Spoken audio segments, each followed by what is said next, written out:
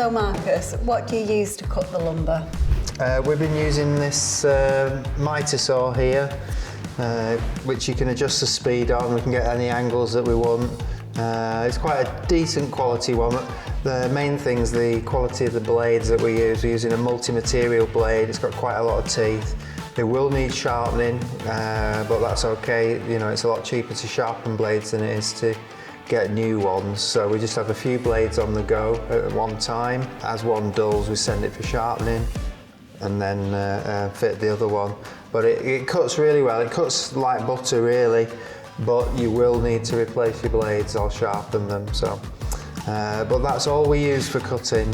We're only generally tend to be cutting compound angles occasionally. Usually we're just doing square cuts for the work we're doing.